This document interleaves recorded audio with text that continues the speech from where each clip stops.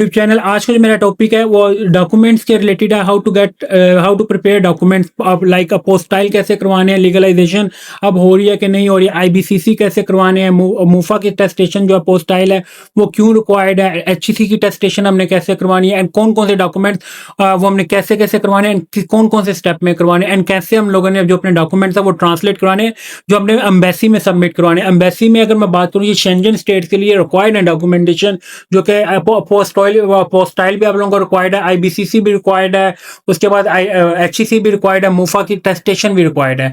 वो कौन कौन से डॉक्यूमेंट आप लोगों ने टेस्टेड करवाने 2026 के लिए। उसमें मैं स्टडी की कैटेगरी की बात करूं, उसमें स्टडी भी आ जाएगी, उसमें एफआरवी फैमिली रियूनियन की भी बात करूं वो भी आते हैं, एंड दूसरी अगर मैं बात करूं वर्क कैटेगरी की, वर्क कैटेगरी वालों ने भी जो है अपने डॉक्यूमेंट ट्रांसलेट एंड जो टेस्टेशन करवानी होती है वो भी इसमें इस वीडियो के अंदर जो है मैं कंप्लीट आप लोगों को ब्रीफली एक्सप्लेन कर दूंगा। आप लोगों ने पहले कौन कौन सा स्टेप जो करना है, एंड पोस्टाइल एंड लीगलाइजेशन में क्या डिफरेंस है, ये भी मैं आप लोगों को जो है ब्रीफली एक्सप्लेन कर दूंगा। एंड पोस्टाइल की जो अपॉइंटमेंट है आपको कितनी देर में मिल जाती है, एंड आपको जो एम्बेसी की अपॉइंटमेंट है वो आपको कितनी देर में मिल जाती है। इस वीडियो के अंदर आप लोगों को मैं ये चीजें ब्रीफली एक्सप्लेन करूंगा। एंड आप लोगों ने एक चीज मैं आपको बहुत बता दूं, मैं अगर इटली की बात करूं, इटली का वर्क वीजा जो सबसे ज्यादा रिफ्यूज हुआ है उसकी रीजन क्या है, incomplete documentation.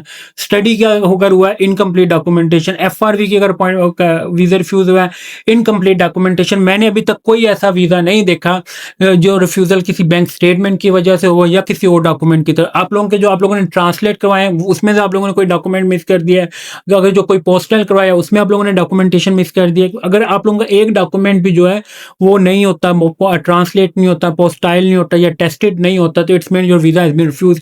I will inform you in future कि आप लोगों ने जो आपका फ्यूचर में जो आप लोगों का ये इशू आएगा, ये मैं आपको अब इन्फॉर्म अभी कर रहा हूँ कि आप लोगों ने फर्स्ट ऑफ ऑल अपने डॉक्यूमेंटेशन जो है, डॉक्यूमेंटेशन की बेस के ऊपर जो होता है आप लोगों का वीजा होता है वो ओवरऑल शेंजन स्टेट की मैं बात करूँ, वो इटली या पुर्तगाल नहीं है।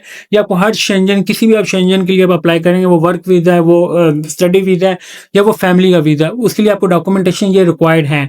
फर्स्ट ऑफ ऑल अपोस्टाइल क्या होता है, अपोस्टाइल क्या होता है, ये सिंप्लीफाइड फॉर्म होता है डॉक्यूमेंटेशन। ये किस लिए यूज होता है, ये ऑथेंटिकेशन, जो आप लोग डॉक्यूमेंट अपोस्टाइल करवा रहे हैं, कि जो आप डॉक्यूमेंट अपोस्टाइल करवा रहे हैं ये वो वेरीफाई करते हैं कि ये ऑथेंटिक है या नहीं है। फिर ये क्यों है, ये पहले लीगलाइजेशन थी और अब आगे पोस्टाइल। लीगलाइजेशन इस वक्त इसलिए हो रही थी क्योंकि हैग कन्वेंशन है, उसमें कुछ कंट्रीज जो होते हैं, ये देख रहे हैं हैग कन्वेंशन कंट्रीज में पाकिस्तान पहले नहीं था। अब क्या हैग कन्वेंशन कंट्री में जो है पाकिस्तान आया। जैसे ही पाकिस्तान आया साथ ही उन्होंने लीगलाइजेशन बंद करके पोस्टाइल जो अब स्टार्ट हो गया। अगर मैं लीगलाइजेशन की बात करूँ, एक टाइम पे जैसे इटली स्टडी इसकी वर्क वीजा अपॉइंटमेंट के 7-8 लाख रुपए पे करते थे, ऐसे आप लीगलाइजेशन के पैसे पे करते थे। अब क्या है कि आप लोगों को विद इन 1 वीक जो अपॉइंटमेंट मिलती है मूफा से, and then you will go and proceed post for document apostille. Apostille के लिए जो 1 हफ्ते के अंदर अपने डॉक्यूमेंट प्रोसीड कर देते हैं। फिर मैं अगर बात करूं आईबीसीसी किस कौन कौन से डॉक्यूमेंट आईबीसीसी होते हैं for matric and intermediate certificate. ये आपको क्यों क्यों जरूरी होती है, ये आपको वेरीफाई करते हैं कि जो एजुकेशनल डॉक्यूमेंट इज ओरिजिनल। अगर आप लोग नहीं करवाते वो फेक है, उस सूरत हाल में भी जो आप लोगों का वीजा रिफ्यूज होता है। फिर मैं एचईसी की टेस्टेशन की बात करूं कि एचईसी की टेस्टेशन कौन कौन सी डिग्री पे रिक्वायर्ड है और कौन कौन सी जो डिग्रीज हैं वो आप लोगों को ये क्यों करवाते हैं, ट्रांसक्रिप्ट या डिग्री पे क्यों एचईसी आपको क्यों कहते हैं कि कंपलसरी है। Because bachelor, master, MPhil, PhD degree and transcript, या ट्रांसक्रिप्ट भी आपने करवानी है पोस्टाइल और ट्रांसलेट।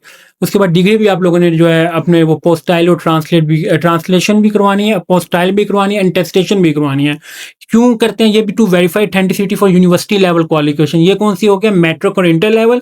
ये हो गया उसके जो एचईसी है ये आपकी बैचलर लेवल से लेके पीएचडी लेवल तक। देन अगर मैं बात करूं मूफा टेस्टेशन, मूफा किस लिए थी, ऑल काइंड ऑफ डॉक्यूमेंट। जो आप लोग इसमें आप लोगों के educational document, matric, inter, HEC के सारे document, bachelor, master, MPhil, PhD, सारे दोनों को अगर मैं कंबाइन करूं तो मूफा उसको वो डॉक्यूमेंट्स आप लोगों ने मूफा से टेस्ट करवाने। देन मैरिज सर्टिफिकेट, अगर मैरिज है, birth certificate, medical, commercial, etc about, but only after IBCC and HEC.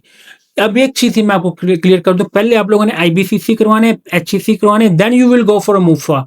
Otherwise आप लोगों को मूफा जो अपॉइंटमेंट प्रोसीड नहीं करेगा, ये मैं आप लोगों को पहले बता रहा हूँ। तो दूसरी मैं बात करूं इसका प्रोसेस ऑर्डर क्या है। देखिए पहले आपने मैट्रिक, इंटरमीडिएट, बोर्ड से आप लोगों ने जाके आईबीसीसी करवाई, आईबीसीसी के बाद आप लोगों ने जाना है मूफा। दूसरी अगर मैं यूनिवर्सिटी की बात करूं, यूनिवर्सिटी से आप लोगों ने डिग्री ली, देन आप लोगों ने एचईसी जाना है, एचईसी के बाद मूफा। ये सारा प्रोसीजर है और ये बहुत छोटा सा प्रोसीजर है जिसकी आप लोग इधर शॉर्टकट अप्लाई करते हैं। जो शॉर्टकट अगर आप लोग अप्लाई करते हैं, बेशक आप लोगों को इवन एक दिन के अंदर डॉक्यूमेंट चाहिए, आप लोगों को एक दिन के अंदर भी अपॉइंटमेंट, अर्जेंट अपॉइंटमेंट मिल जाती है। और उसके बाद आप लोगों का क्या होता है कि आप लोग अर्जेंट अपॉइंटमेंट लेने के बाद within 1 day you will get document after apostille. Thank you for watching विलीत दशा टेक यूट्यूब चैनल को सब्सक्राइब लाजमी करें ताकि आपको डेली बेसिस पे जो है इटली एंड अदर कंट्रीज के जो सेंट्रल स्टेट में है उनकी लेटेस्ट अपडेट प्रोवाइड करता रहूँ। Thank you for watching. अल्लाह हाफिज़।